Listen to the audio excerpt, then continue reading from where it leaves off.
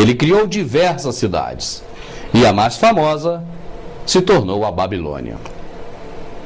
A Torre de Babel nasceu aí nesse período. Ele foi o primeiro líder a se dizer Deus. Nesse avanço de Nimrod, como senhor do mundo, já naquela época, construindo as suas cidades, juntando as pessoas em grupos, o que era contrário ao que Deus mandava fazer.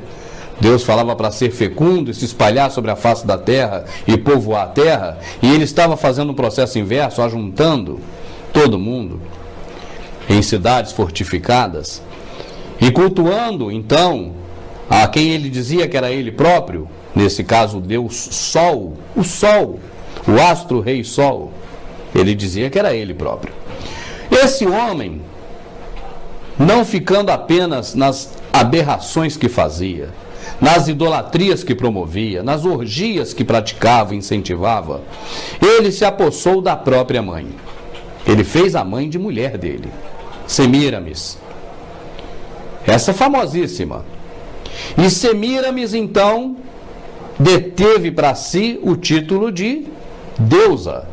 Porque se o marido é Deus, o filho marido é Deus, ela também, como mãe e mulher dele, também ela é uma deusa. E ela mesmo buscava reverência para ela como se ela fosse a lua. Isso não é história de tribo indígena. Isso está na Enciclopédia Britânica. Isso é história, fatos acontecidos. Uma parte dessa história está na Bíblia, outra parte não. Mas estão nos livros de história. E o que aconteceu foi que esse homem, Nimrod, fazendo tudo contrário à vontade de Deus, o seu tio-avô, chamado Sem, deu cabo dele, matou, espedaçou e separou os pedaços dele. Pô, mas um Deus não morre. Como pode um Deus morrer? Então Semíramis, a sua esposa, mãe, conta uma história. Qual história?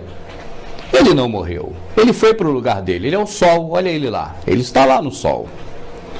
E nesse meio tempo ela me aparece barriguda, uma deusa barriguda, Semíramis, grávida, prenha.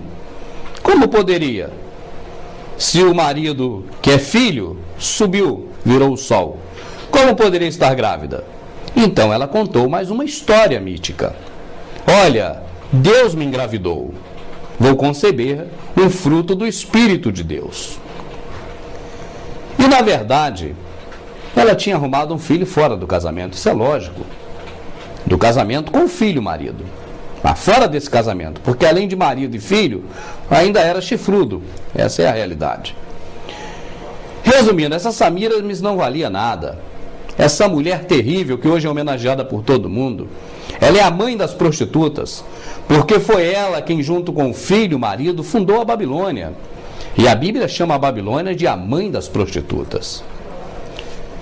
Essa mulher, que é muito homenageada hoje, após a morte do marido e grávida agora, esperando uma criança, dizia que seu filho era o filho de Deus. Colocou nele o nome de Tamuz. A Bíblia fala em Tamuz quando cita uma passagem em que as pessoas no templo, de costas para Jerusalém, adoravam a Tamuz. Esse Tamuz, que ficou sendo o menino Deus, vindo diretamente de Deus, de uma relação entre a mulher e Deus, uma suposta relação, ele nasceu exatamente no dia 25 de dezembro. Tamuz, filho do Deus Sol, portanto, se filho de Deus, também Deus Sol. Depois que Semíramis deu à luz ao filho chamado Tamuz, ela informou a todo mundo e começou a dizer que esse garoto era então o próprio Nimrod, o próprio Deus Sol, agora reencarnado.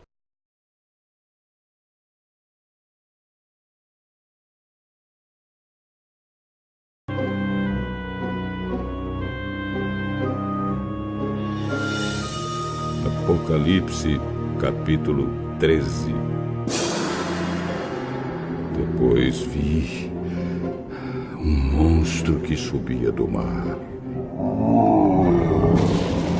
Ele tinha 10 chifres e 7 cabeças, uma coroa em cada um dos chifres, e nomes que eram blasfêmias escritos nas cabeças. O monstro que vi parecia um leopardo. Os seus pés eram como os de um urso, e a sua boca era como a de um leão.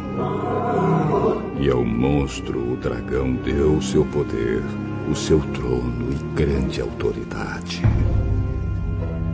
Uma das cabeças do monstro parecia que tinha recebido um golpe mortal, mas a ferida havia sarado. O mundo inteiro ficou admirado e seguiu o monstro. Todos adoravam o dragão porque ele tinha dado a sua autoridade ao monstro.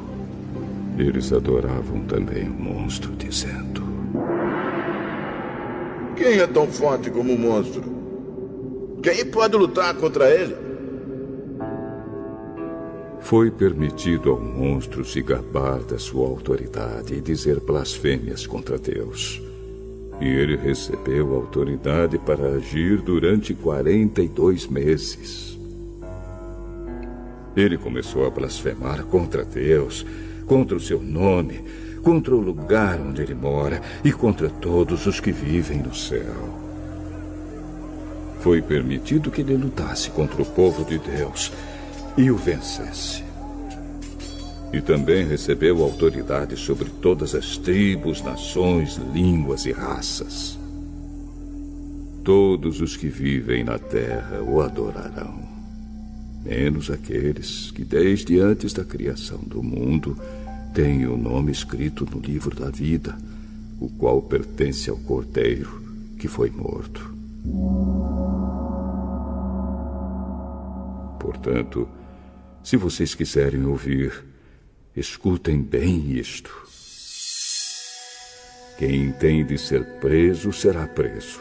Quem tem de ser morto pela espada será morto pela espada. Isso exige que o povo de Deus aguente o sofrimento com paciência e seja fiel.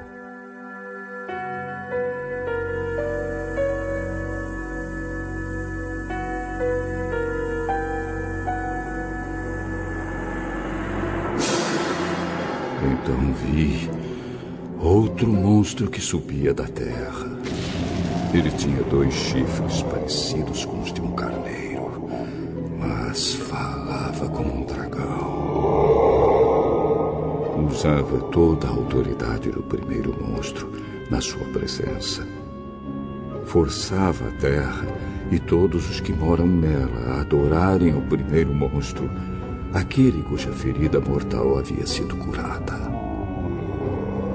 Esse segundo monstro fez coisas espantosas.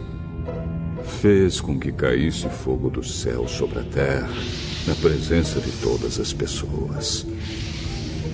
E enganou todos os povos da terra, por meio das coisas que lhe foi permitido fazer na presença do primeiro monstro.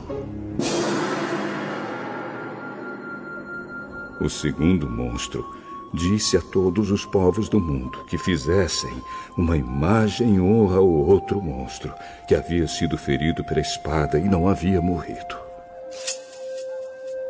O segundo monstro recebeu o poder de soprar vida na imagem do primeiro, para que ela pudesse falar e matar todos os que não a adorassem.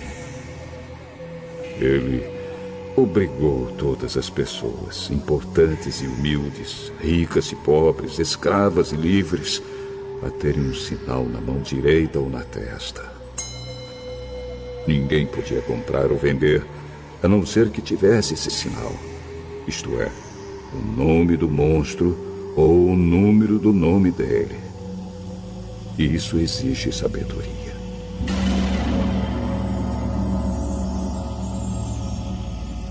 Quem é inteligente pode descobrir o que o número do monstro quer dizer, pois o número representa o nome de um ser humano. O seu número é 666.